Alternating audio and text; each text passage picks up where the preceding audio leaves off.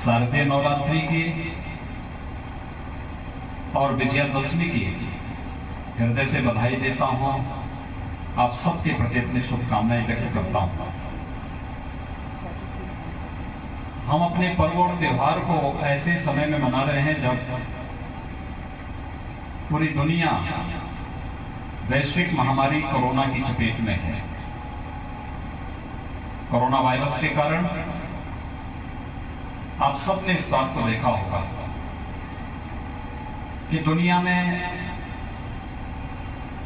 चाहे वह सामाजिक जीवन हो, व्यवहारिक जीवन हो, आर्थिक जीवन हो या जीवन का कोई भी पक्ष हो, बुरी तरह प्रभावित हुआ है।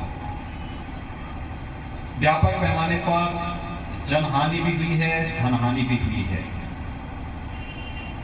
और इसीलिए पर्वों पर भी इसका असर पड़ा है, आयोजनों पर इसका असर पड़ा है, हर प्रकार की गतिविधियों पर इसका असर पड़ा है। और इसलिए जब हम लोग पर्व और त्योहार मना रहे हैं, हम सबके सामने चुनौती थी कि कैसे हजारों वर्षों की इस पावन परंपरा को हम अक्षुण्य कैसे बनाए रख सकते हैं।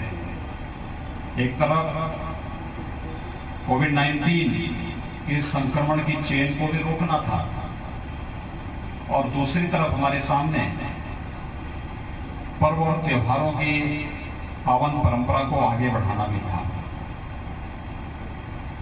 लेकिन हम सब इस बारे में जानते हैं कि मर्यादा पुरुषोत्तम भगवान श्री राम का जीवन मर्यादाओं से भरा पड़ा है। हमने उन्हें मर्यादा पुरुषोत्तम कहा है। वे इस धराधाम पर इस सृष्टि के पालक भगवान विष्णु के मानव अवतार है और इस धरती पर एक विशिष्ट प्रयोजन के लिए ही अवतार होते हैं। जिस धर्म, जिस सत्य और जिस न्याय की स्थापना के लिए उनका इस धरती पर आगमन हुआ था, वह जीवन के प्रत्येक क्षेत्र में मर्यादाओं की एक लक्ष्मण रेखा हर एक नागरिक के लिए तय कर देते हैं। उसका व्यक्तिगत जीवन हो, पारिवारिक जीवन हो, सामाजिक जीवन हो, राजनीतिक जीवन हो, राजकीय जीवन हो, कोई भी क्षेत्र हो, वो मर्यादाओं से भरा पड़ा है। और याद रखना, कोरोना की जिस लड़ाई को विगत 6 महीने से प्रधानमंत्री मोदी जी के नेतृत्व में देश लड़ रहा है, आज दुनिया ने भी भारत का लोहा माना है। भारत का लोहा इस मामले में माना है क्योंकि इस महामारी की विकरालता को समझना और उस पर तत्काल निर्णय ले लेना, निर्णय लेने के साथ ही हम व्यापक जन और धन की हानि को कैसे रोक सकें। और स्वाभाविक रूप से जब बचाने की नौबत आएगी तो हमें जन हानि हर हाल में रोकनी है। और इस विषय में प्रधानमंत्री मोदी जी के द्वारा आज से ठीक 7 महीने पहले जब 25 मार्च को लॉकडाउन प्रारंभ करने की घोषणा प्रारंभ हुई थी, 25 मार्च से लॉकडाउन प्रारंभ हुआ था, 2 महीने से कुछ अधिक समय तक लॉकडाउन की कार्रवाई चली थी।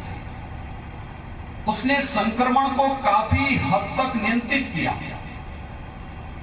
और कोरोना के संक्रमण को जो प्रारंभिक चरण में रोकने में सफलता प्राप्त देश को हुई, उस दौरान हमें राहत के कार्यों को आगे बढ़ाने, जरूरतमंदों के लिए, गरीबों के लिए शासन की योजनाओं को उस तक पहुंचाने और तकनीक के माध्यम से उन लोगों को इस कालखंड में कोई समस्या न आने पाए, इसके बारे में व्यापक जो कार्य योजना तैयार करने में मदद मिली। उसका परिणाम है कि देश के अंदर 80 करोड़ लोग आज भी शासन की योजना के अंतर्गत मुफ्त में राशन की सुविधा का लाभ प्राप्त कर रहे हैं। देश के 12 करोड़ किसान प्रधानमंत्री किसान सम्मान निधि से लाभान्वित हो रहे हैं। 87 लाख वृद्धजन, निराश्रित महिलाएं, दिव्यांग जनों को उत्तर प्रदेश के अंदर हम लोगों ने पेंशन की सुविधा का लाभ देने के साथ साथ प्रधानमंत्री पैकेज के अंदर भी उन्हें धनराशि उपलब्ध करवाने में मदद हमें मिली। निर्माण श्रमिक हो, ठेला खोमचा रेहड़ी लगाने वाले जितने भी पटरी व्यवसायी हैं, इनको हो, पल्लेदार, कुली, इन सब के भरण पोषण की व्यवस्था का कार्य हो। अगर लॉकडाउन नहीं होता और हमें संक्रमण रोकने के लिए वह 2 महीने का कार्यकाल नहीं मिलता, तो अमेरिका जैसा देश जहां पर पस्त हो चुका हो, जिस अमेरिका के सामने हमारी स्वास्थ्य सेवाएं काफी कम हैं,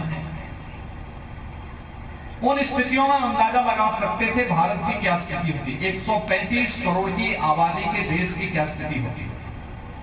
लेकिन हम सब आभारी हैं प्रधानमंत्री मोदी जी के, जिन्होंने समय पे निर्णय लेकर के एक एक कदम भारत के 135 करोड़ लोगों के जीवन को बचाने के लिए तत्परता से उठाए और साथ साथ गरीब कल्याण पैकेज की घोषणा, आत्मनिर्भर पैकेज की घोषणा, और इसके साथ ही उन्होंने भारत के अंदर कैसे भारत आत्मनिर्भर बनेगा, इस आत्मनिर्भर भारत के लिए लोकल को वोकल बनाने, परंपरागत उत्पाद को प्रमुखता के साथ आगे बढ़ा करके हमारे सूक्ष्म, लघु, मध्यम उद्यम, जिसमें हमारा स्थानीय हस्तशिल्पी, स्थानीय कारीगर लगा हुआ है, इन सब के कल्याण का मार्ग हम कैसे प्रशस्त कर सकते हैं, इस कार्यक्रम के 20 लाख करोड़ रुपए की घोषणा करके उन्होंने प्रत्येक नागरिक के जीवन में व्यापक संतुलन लाने और उसे स्वावलंबन की ओर अग्रसर करने का प्रयास किया।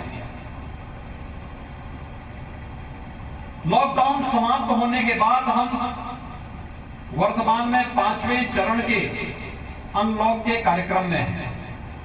सारी गतिविधियां प्रारंभ हो चुकी हैं और सारी गतिविधियां प्रारंभ होने के साथ साथ जनता जनार्दन की इच्छा शक्ति के बल पर आज कोरोना वायरस परास्त होता हुआ दिखाई दे रहा है। संक्रमण अपने आप कम होता हुआ दिखाई दे रहा है। पिछले 1 महीने के दौरान अकेले उत्तर प्रदेश के अंदर लगभग 40,000 से अधिक कोरोना के एक्टिव केसेज कम हुए हैं। यानी ये चीजें इस बात को दिखाती हैं कि अगर मनुष्य ने ठान लिया तो फिर उसके सामने कोई भी चुनौती नहीं बन सकती है। लेकिन याद रखना, हमें पर्व, त्योहार और सामान्य जनजीवन को तो व्यवस्थित करना ही है, लेकिन इसके साथ ही मर्यादा पुरुषोत्तम भगवान श्री राम की उस मर्यादा का पालन भी करना है, जिस मर्यादा के बल पर यह धरती टिकी हुई है। और मर्यादा का पालन जिसके लिए प्रधानमंत्री जी ने अभी 4 दिन पहले, 5 दिन पहले हम सब के लिए एक लक्ष्मण रेखा तय की। उन्होंने कहा कि पर्व और त्योहार मनाएं, सामान्य जनजीवन आगे बढ़े, हमें किसी भी प्रकार के अन्य गतिविधियों पर कोई किसी प्रकार की रोक नहीं लगानी है। लॉकडाउन की तरह हमें फिर से नहीं जाना है, लेकिन कुछ मर्यादाओं का पालन करना होगा। और ये मर्यादाएं क्या है? 2 गज की दूरी और मास्क जरूरी है।